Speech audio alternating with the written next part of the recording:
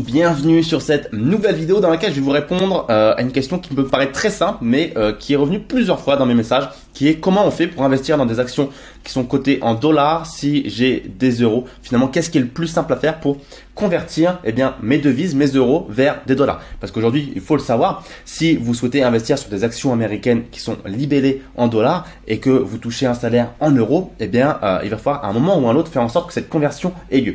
Et vous vous doutez bien qu'il n'y a pas qu'une seule possibilité de faire la conversion et qu'il y a donc forcément des possibilités qui sont plus avantageuses que d'autres. Donc c'est ce qu'on va voir ensemble dans cette vidéo. Je vais vous dire moi personnellement ce que je pense être le plus fiable et le plus économique en termes de frais, parce que rappelez-vous qu'encore une fois, les frais c'est ce qui vient systématiquement dégommer votre performance en bourse. Les frais que vous pouvez lâcher sur les conversions de devises, mais également sur les frais de passage d'ordre, les frais de garde, enfin il y a énormément de frais qu'on peut retrouver en bourse si on ne fait pas attention. Donc les frais de transfert de devises, c'est vraiment quelque chose sur lequel vous devez faire très attention. Donc ce qui se passe aujourd'hui, vous savez peut-être pas, moi j'investis principalement que aux États-Unis, donc en dollars. Aujourd'hui, si vous voulez investir, on parle des dollars, mais si vous voulez investir sur le marché coréen, japonais, brésilien, russe, il va falloir avoir des roubles en russe, il va falloir avoir des, voilà, je connais pas toutes les devises, mais vous avez compris l'idée. Et il va donc falloir un moment ou un autre convertir. Et ce qui se passe, c'est que, voilà, j'ai pris ici l'exemple de McDonald's, on voit que c'est libellé en dollars, donc il va falloir un moment transformer vos euros en dollars. J'ai pris également l'exemple de Alibaba ici, qui, on peut le voir, est coté en USD. Alors pourquoi c'est coté en USD? Parce que Alibaba, vous savez peut-être ou pas, c'est chinois et on pourrait dire, c'est étrange que ce soit coté en USD. Alors on va pas rentrer dans le sujet qui est la multicotation des entreprises, mais aujourd'hui les entreprises, elles ont leur marché, on va dire, originel. Donc pour Alibaba, le marché chinois où elles ont été cotées, originellement en Chine ou peut-être sur la Hong Kong Stock Exchange, je ne sais pas précisément si c'est à Shanghai ou à Hong Kong, il faudrait regarder, mais voilà, sur le marché asiatique pour être un petit peu plus large en Chine, sur le territoire mère, on va dire, de l'entreprise. Et ensuite les entreprises, elles ont le choix d'aller faire des multicotations à l'étranger, tout simplement pour plusieurs raisons, aller toucher plus d'investisseurs, se faire connaître à l'international, image de marque. Il y a énormément de raisons, on va pas rentrer dans les détails aujourd'hui.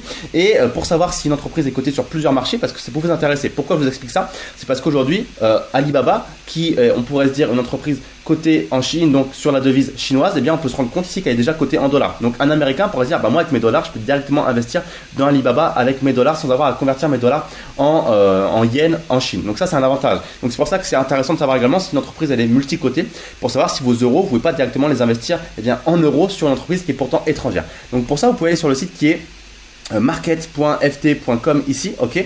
Et voilà, vous pouvez prendre même le lien ici si vous avez envie, il n'est pas très long.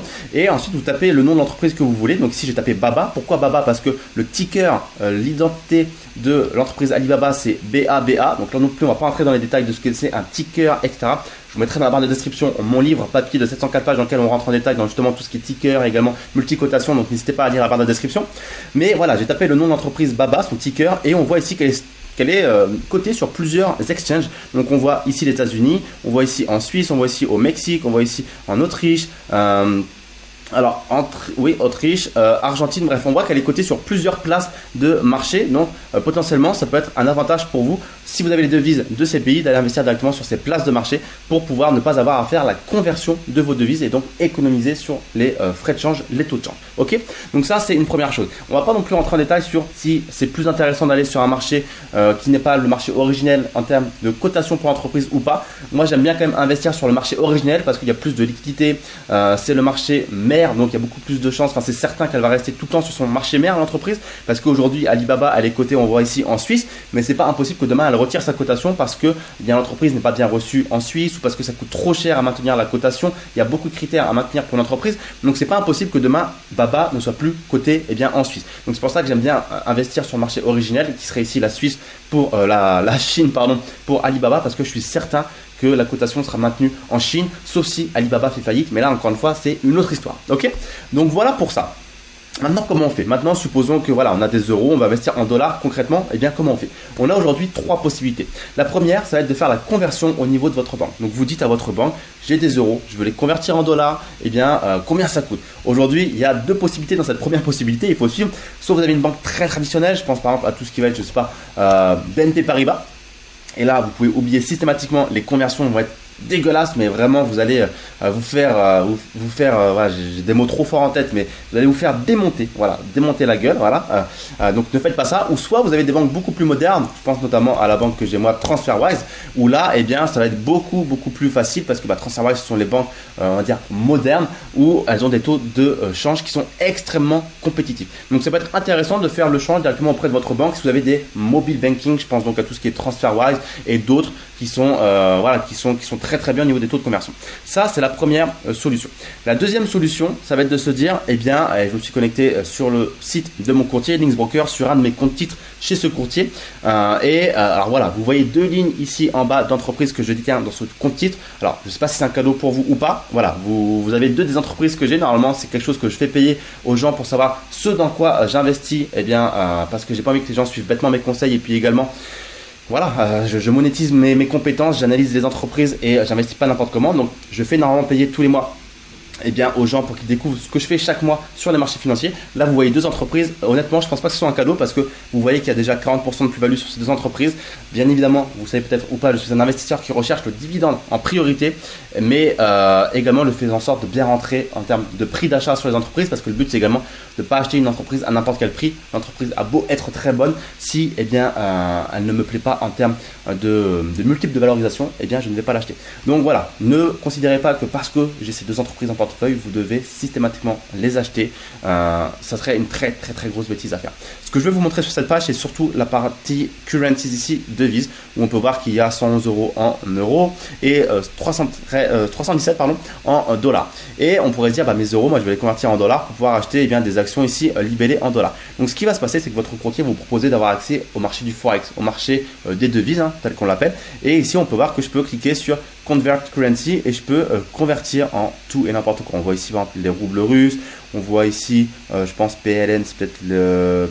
je sais pas, je vais pas dire de bêtises. Bref, il y a tout un tas de devises, Australie, Japon, GBP, UK, francs suisses, et vous dites voilà, je veux des USD, je veux tout convertir, voilà, je sais pas s'il peut tout me convertir là, tac.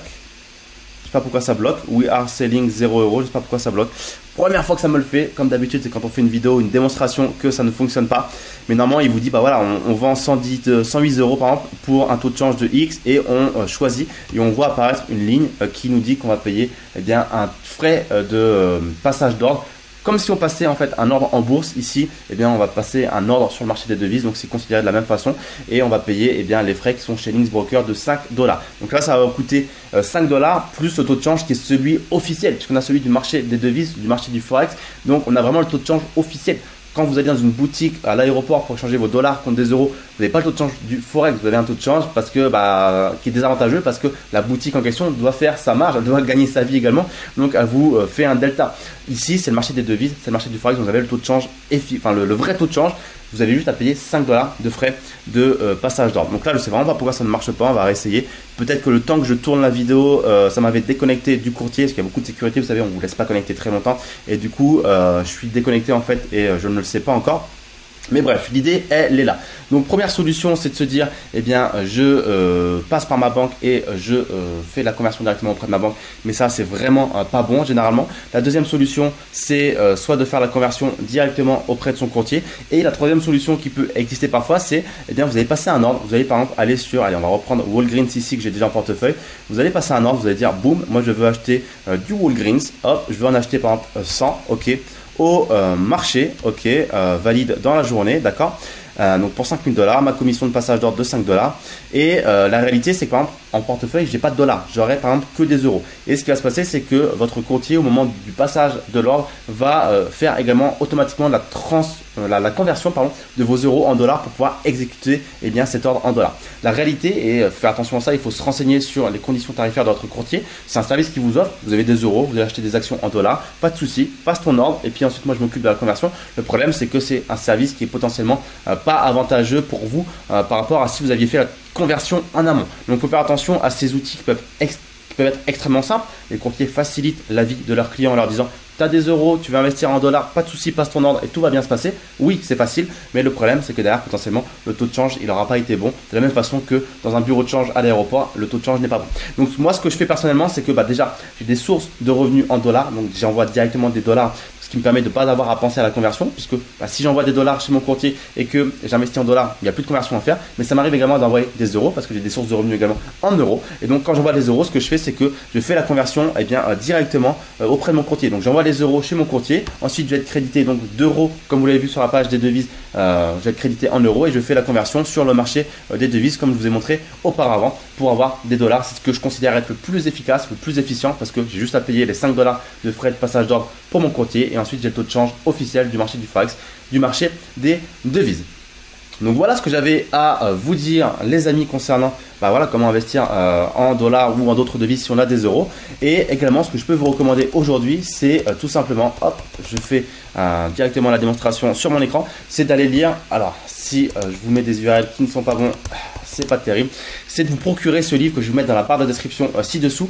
Donc le livre La magie des dividendes, un livre de 704 pages que j'ai écrit et dans lequel on rentre vraiment en détail dans tout ce que j'ai pu vous dire, notamment tout ce qui est devises, multicotation et tellement d'autres choses sur tout ce qui est stratégie d'investissement dans les actions à dividendes. Donc ça peut être un excellent moyen de commencer pour vous à comprendre l'investissement en bourse dans des actions à dividendes. Si vous êtes encore débutant, vous avez un extrait gratuit ici de 66 pages si il y a besoin. Et j'ai personnellement, je ne sais pas si je vous l'ai dit, investi plus de 350 000 euros dans cette stratégie d'investissement. Donc voilà, c'est quelque chose que je fais depuis un bon moment maintenant, et ce livre, vous pouvez vous le procurer dans la barre de la description ci-dessous, et ce sera un excellent moyen pour vous de commencer à investir en bourse. Merci à vous de m'avoir écouté pour cette vidéo. Abonnez-vous à la chaîne YouTube si ce n'est pas encore fait. Petit pouce bleu. Posez-moi votre question si vous avez une question dans les commentaires ci-dessous et j'y répondrai avec grand plaisir. Et je vous dis à très très vite.